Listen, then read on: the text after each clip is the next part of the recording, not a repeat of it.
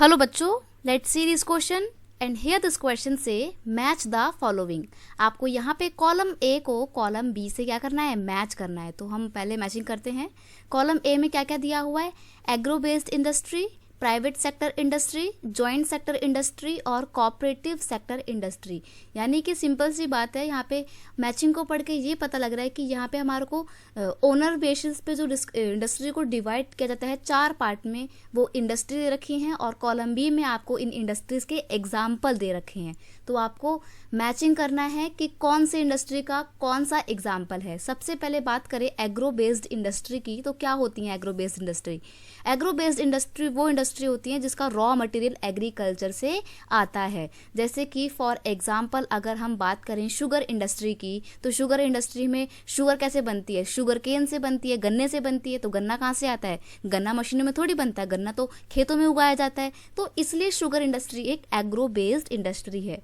Similarly अगर हम jute industry की बात करें, तो जो जूट इंडस्ट्री में जूट के बैग बनाए जाते हैं या जूट की टोकरी वगैरह जो भी आर्टिफैक्ट सामान बनाया जाता है, तो उसका रॉ मटेरियल कहाँ से आता है, जूट तो उगाया जाता है, फसल होता है जूट का। तो इसलिए जूट जो है वो भी एक एग्रो बेस्ड इंडस्ट्री है। इसलिए आपको ए फर्स्ट को मैच कर देना है सी से। मैं जो मैचिंग कर रही हूँ मैं वो साइड में लिखती भी जा रही हूँ कि हमने फर्स्ट को मैच किया है सी से।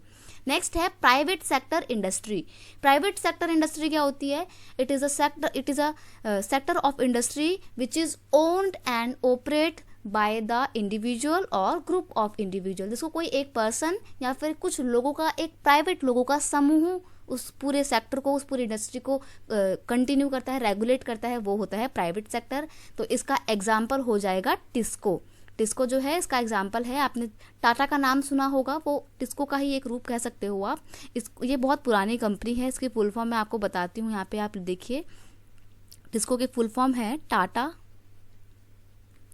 Iron and steel company limited.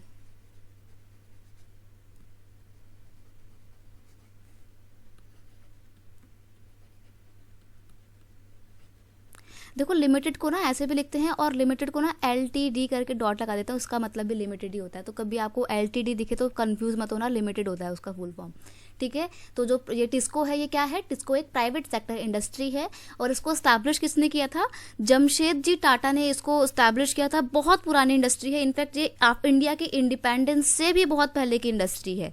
Next है आपका जॉइंट सेक्टर इंडस्ट्री।